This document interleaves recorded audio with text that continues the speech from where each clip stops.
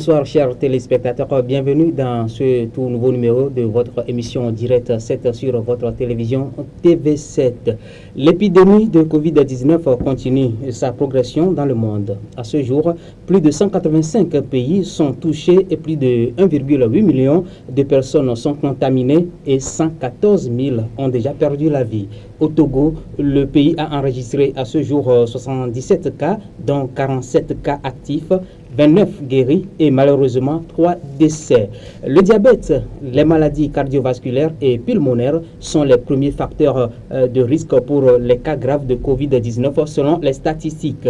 Dans cette émission de Direct 7, nous allons faire le lien entre le diabète et le Covid-19 avec le docteur Mensah Ephraim qui est ici avec nous en plateau du groupe chrétien contre le sida au Togo GCCST. Docteur Mensah Ephraim, bonjour, bonsoir, bonne arrivée. Merci beaucoup, bonjour. Oui.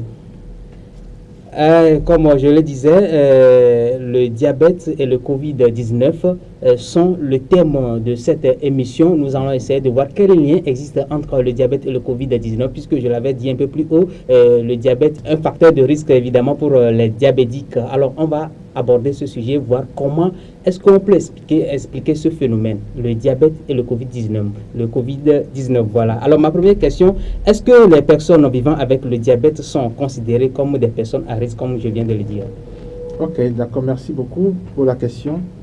Effectivement, comme vous l'avez dit, nous sommes dans un contexte de pandémie à Covid-19 et il est vraiment important qu'on puisse rappeler le lien qui existe entre cette épidémie et certaines pathologies qui constituent des facteurs de risque de complications ou bien d'aggravation des signes du Covid-19. Et parmi ces thèmes, ces pathologies, il y a le diabète, bien sûr. Donc, je profite de cette occasion pour dire un grand merci d'abord au groupe chrétien contre le sida au Togo, qui nous a permis de pouvoir animer cette émission.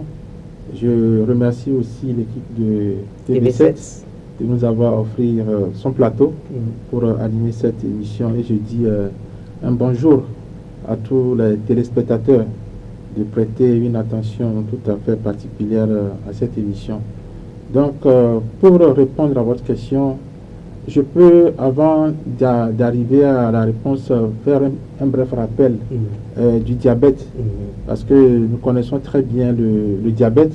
C'est une maladie qui date de longs jours et nous savons que le diabète, c'est une maladie chronique qui s'installe le plus souvent, on le dit à vie, parce que une fois qu'on vous déclare diabétique, vous l'êtes à vie, et ceci, c'est lié au fait qu'il y a une mauvaise utilisation, bien une mauvaise sécrétion de l'insuline, d'une hormone qu'on appelle l'insuline, qui est sécrétée par le pancréas, qui régule le taux de sucre sanguin, appelé la glycémie. Donc, le diabète se manifeste par une élévation, une augmentation permanente du taux de sucre dans le sang.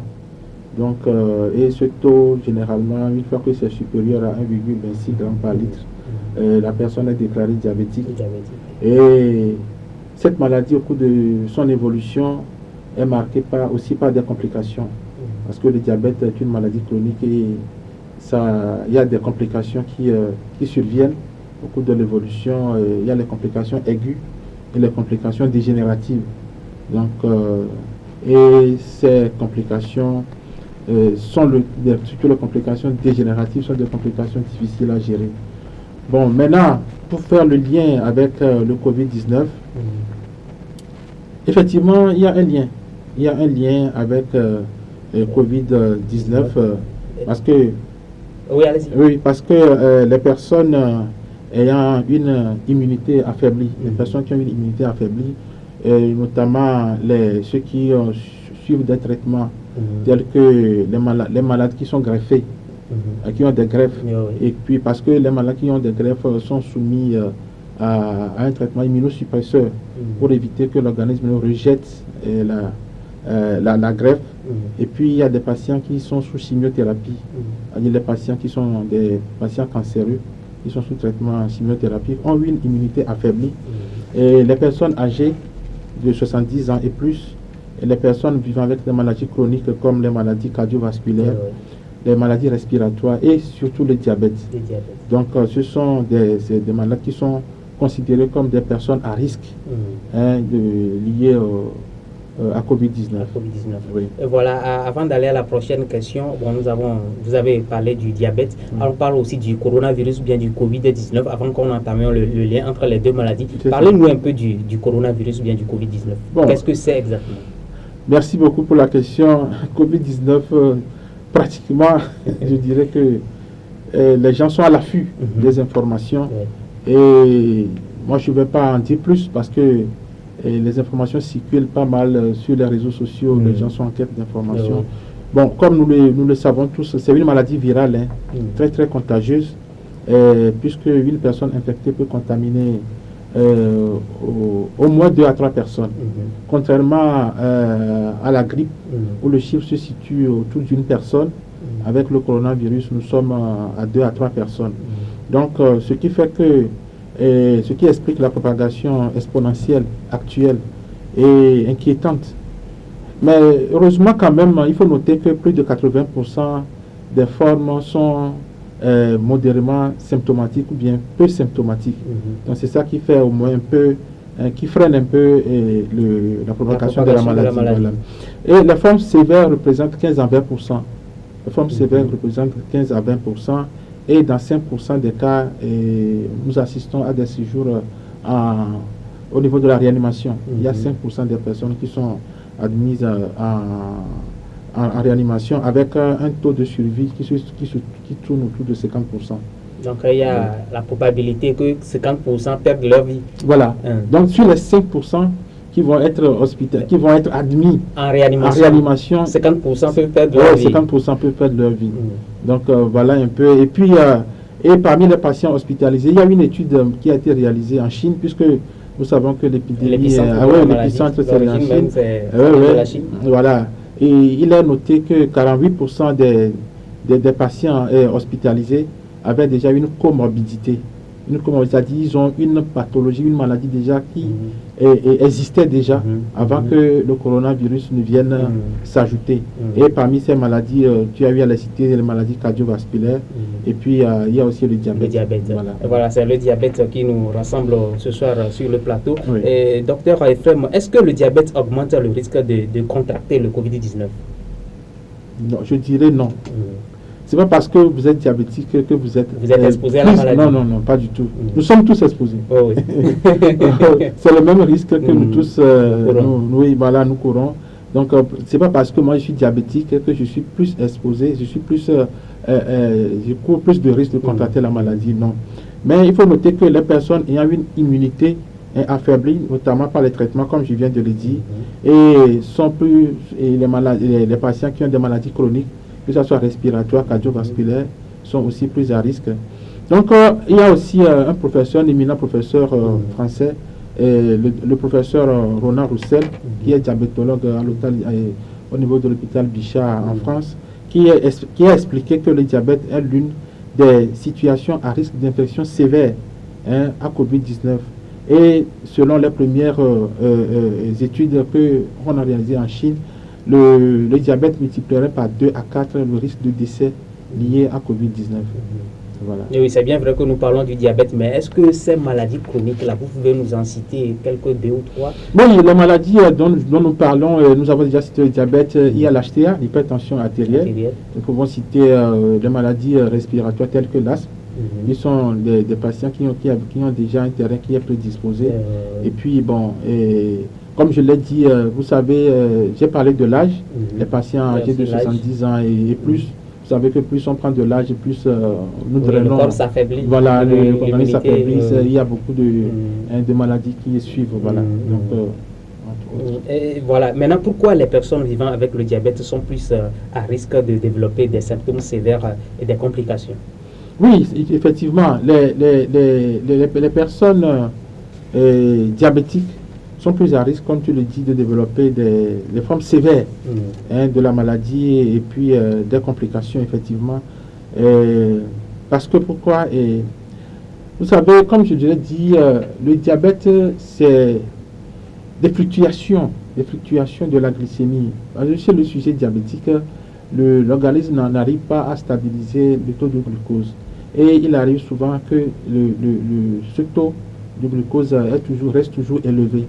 Et la Fédération internationale du diabète a donné essentiellement deux raisons qui peuvent expliquer le fait que chez les diabétiques, nous assistons à des complications et à des formes sévères de l'infection à Covid-19.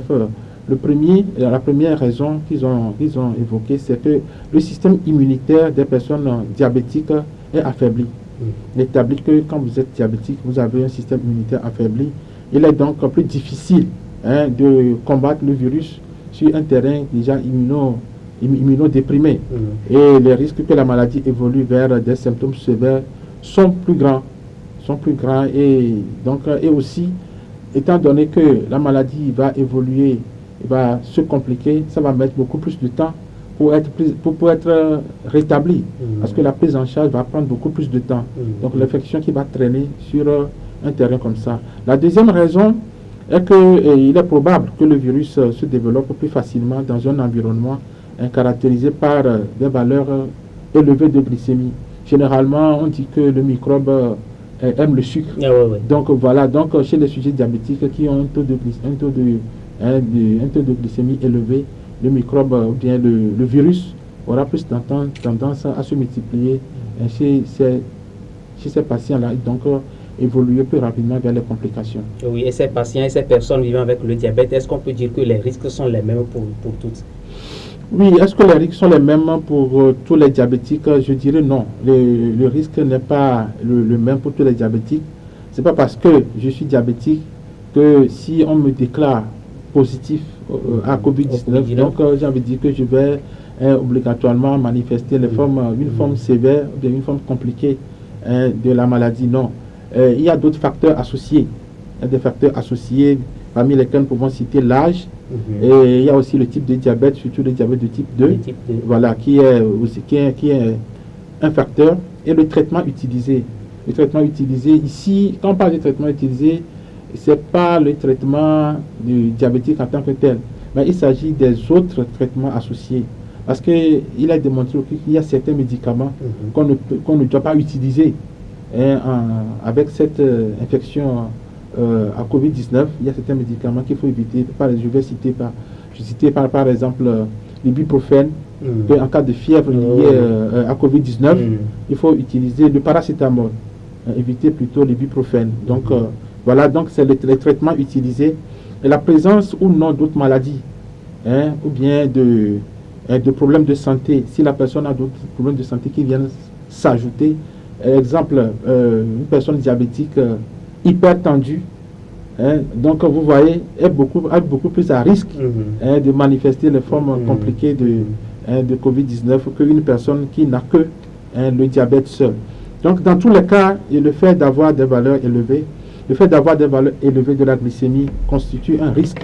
Et il est important en ces temps de cette pandémie que les patients diabétiques puissent s'approcher de leur médecin traitant et pour avoir des conseils dans ce sens et essayer de juguler les traitements adjuvants qui sont en train de prendre pour d'autres pathologies associées, voir quels médicaments on doit prendre et lesquels on ne doit pas utiliser. Voilà. Vous avez tout à l'heure évoqué le cas du diabète du type 1, du type 2 plutôt, alors qu'on sait qu'il y a aussi des cas de diabète du type 1. Si nous prenons par exemple le type 1, est-ce qu'on peut dire que les enfants, les adolescents qui vivent avec le diabète du type 1 sont aussi des personnes à risque? Oui, le diabète du type 1, effectivement, comme vous venez de le souligner, c'est un diabète qui survient le plus souvent chez les enfants, les adolescents et les jeunes. Donc, est-ce que les enfants, les jeunes et les adolescents diabétiques ont les mêmes risques que les patients de type 2? Donc, à ce niveau, je dirais que le Covid-19, bien la Covid-19 est une infection dont le constat est fait qu'au niveau des enfants, des adultes et des jeunes, l'atteinte tourne autour de 1%. Donc ça veut dire au niveau des jeunes, au niveau des enfants, des jeunes et adolescents. Donc ce qui fait que déjà, eux ne sont pas tellement touchés par la maladie. Et en plus, les symptômes sont légers. Les symptômes sont légers et il n'y a presque pas de symptômes chez les enfants. Donc, si vous vous en souviendrez qu'on a vite fait de fermer les écoles et tout parce qu'il est démontré que les enfants peuvent être des vecteurs sans manifester de la maladie, mais peuvent contaminer, peuvent transmettre la maladie. Donc, c'est pour ça que les dispositions sont prises pour qu'on puisse fermer les établissements. Mais il n'est pas exclu que pour les enfants et les adolescents qui sont diabétiques, pour les jeunes de même âge, que le risque à leur niveau est beaucoup plus élevé. Donc les enfants et les jeunes qui sont diabétiques, comparés aux autres de même âge qui ne sont pas diabétiques, le risque quand même de développer une forme sévère est beaucoup plus élevé puisqu'ils sont diabétiques. Voilà. Et aussi, on parle souvent des personnes asymptomatiques. Est-ce qu'on peut dire que les diabétiques, on peut trouver parmi eux des personnes asymptomatiques, des personnes qui ont atteint le virus quand même, mais qui ne manifestent pas les symptômes? Mais bien sûr, parce que, comme je viens de le dire, tout dépend de l'équilibre de la glycémie. Un patient diabétique qui a un taux de glycémie qui est dans les normes, qui n'a pas de fluctuation au niveau de sa glycémie, parce qu'il y a des patients diabétiques qui sont vraiment rigolos, qui font tout pour que leur taux de glycémie ne dépasse pas les 2 grammes. Un patient qui est comme ça peut héberger le virus sans manifester les signes de la maladie. Tout est lié à l'hyperglycémie en fait. C'est l'hyperglycémie qui est l'élément négatif dans la survenue et dans les complications liées à Covid-19 chez les patients diabétiques. Voilà. Et on a parlé des enfants, on a parlé des adolescents aussi. Il y a aussi des femmes enceintes vivant avec le diabète et des femmes ayant le diabète de grossesse. Alors, quelle est la situation à leur niveau? Oui, les femmes enceintes diabétiques et les femmes qui développent le diabète au cours de la grossesse, il faut faire la nuance. Une femme diabétique qui tombe enceinte et une femme qui n'a pas de diabète, mais qui va développer un diabète au cours de la grossesse. Ce que nous appelons le diabète gestationnel. Donc, vous savez que ces deux pathologies associées, la grossesse n'est pas une pathologie, ce n'est pas une maladie. Mais en fait, la grossesse est un facteur qui intervient dans l'immunité. Parce qu'il est démontré que chez les femmes enceintes, il y a une légère baisse de l'immunité.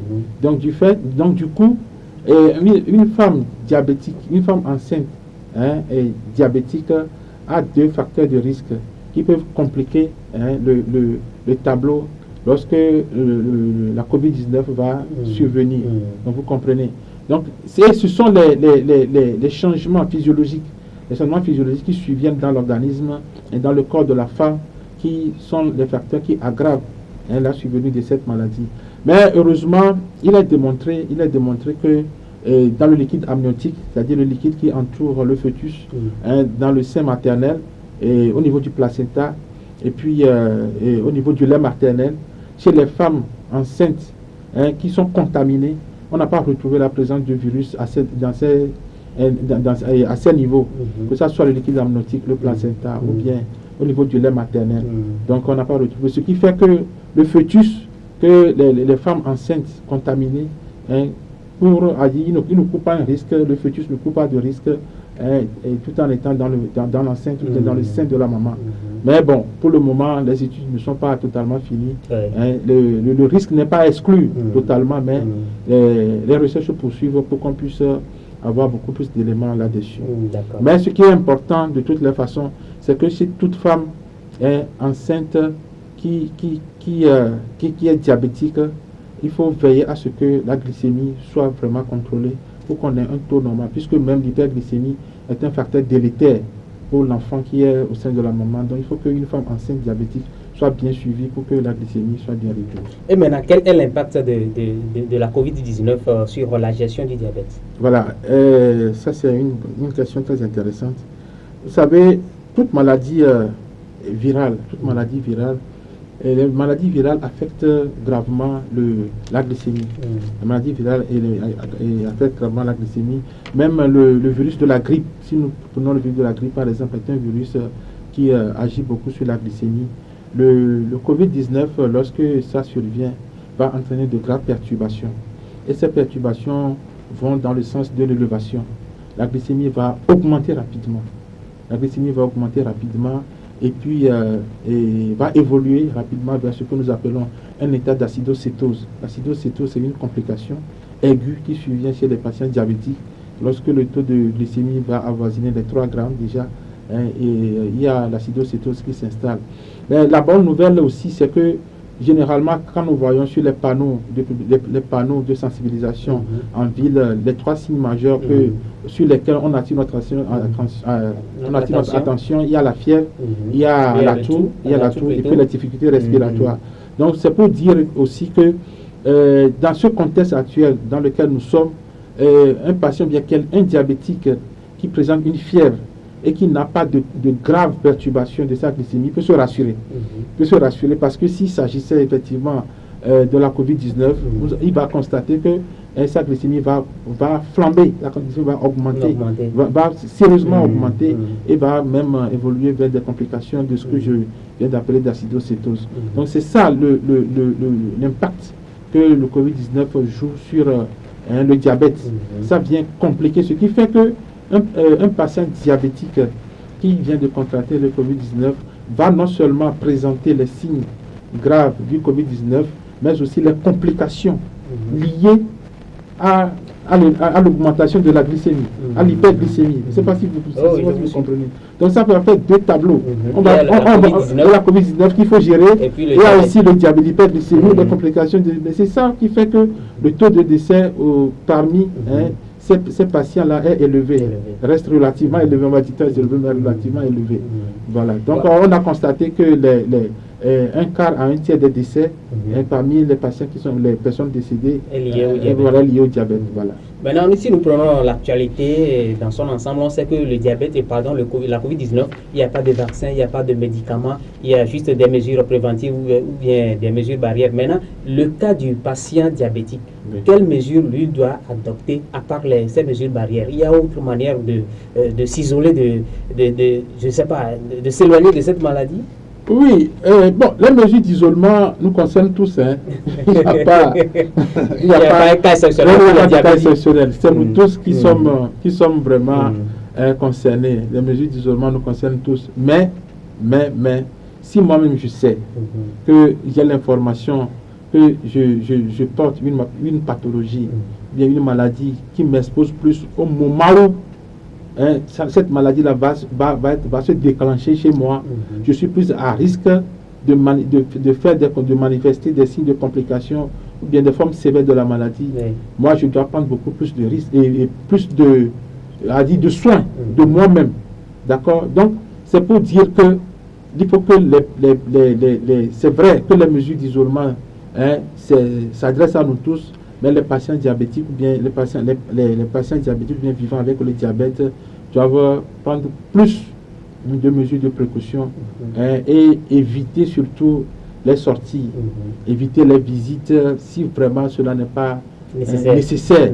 Il faut vraiment éviter au maximum les contacts et les autres mesures que nous connaissons déjà, le lavage des mains avec de l'eau, du savon, l'utilisation du gel hydroalcoolique, le port du masque, le port du masque, le respect de la distanciation sociale, et puis éviter de se serrer les mains, de faire des bises, de s'embrasser et tout ça. Donc, ces mesures-là, qui sont des mesures générales, s'appliquent à nous tous. Voilà. Et aussi, un élément très important que je voulais aussi ajouter, c'est de veiller, si je suis diabétique, de veiller à ce que j'ai un meilleur équilibre de mon diabète. Il faut tout faire pour, surtout les 3 derniers mois. Parce qu'un élément important qui est important dans le suivi du diabète, nous appelons un marqueur que nous appelons l'hémoglobine glyquée, qui démontre le suivi de la glycémie les 3 derniers mois. Donc il faut que les patients diabétiques veillent à ce que le suivi de leur glycémie soit le meilleur possible, avoir un meilleur équilibre de leur glycémie. Ceci va beaucoup jouer au moment où il adviendrait la COVID-19. On aura moins de difficultés à pouvoir gérer la glycémie en ce moment-là. Nous sommes presque arrivés à la fin de cette émission. Oui. Docteur, certainement que vous avez quelques mots à l'endroit de nos téléspectateurs concernant le Covid-19 et le diabète. Oui, le Covid-19 et le diabète, comme on vient de le développer, sont liés. Sont liés et le Covid-19 sur un terrain diabétique va se manifester par des complications et des symptômes plus sévères. Et le Covid-19 vient aggraver un diabète déjà existant. Donc c'est pour ça que nous pouvons attirer l'attention des patients diabétiques sur ce fait en leur demandant d'être vraiment vigilants. D'être vigilants, d'utiliser au maximum les mesures barrières mises à leur disposition. Et c'est le moment, j'invite, parce que vous savez, il y a des patients qui sont diabétiques, mais qui se négligent. Il y a des patients diabétiques qui se négligent. Moi, je suis du domaine, je sais de quoi je parle. Moi, je les invite à s'approcher de leur médecin, d'aller se faire consulter pour qu'on puisse leur donner les meilleurs conseils et leur diriger pour que la prise en charge de leur diabète soit le meilleur possible et les aider à avoir un équilibre. C'est-à-dire l'équilibre diabétique, c'est très très important. Je les invite vraiment à s'approcher des cliniques de leur médecin traitant pour un meilleur suivi en cette période de Covid-19. Bon, après, je ne les invite pas à encore baisser les bras, mais pour ce moment-là, cette période que nous sommes en train de vivre, il est vraiment important que les patients diabétiques prennent soin d'eux et vraiment suivent à la lettre les consignes. Voilà. Merci. D'accord. Merci beaucoup, docteur Messan Ephraim. Je vous en prie. Je rappelle que vous êtes du groupe chrétien contre le sida au Togo, GCC ST. Voilà. Merci beaucoup pour les explications, chers téléspectateurs. Nous sommes ainsi arrivés à la fin de cette émission. J'espère que nous avons tous suivi le développement, tout ce que monsieur le docteur nous a dit. Et l'essentiel pour nous autres, c'est de prendre toutes ces mesures barrières en compte pour que le Covid-19, le diabète, disons, le Covid-19 soit totalement éradiqué du Togo et partout dans le monde entier. Passez une bonne soirée. On se retrouve la prochaine fois.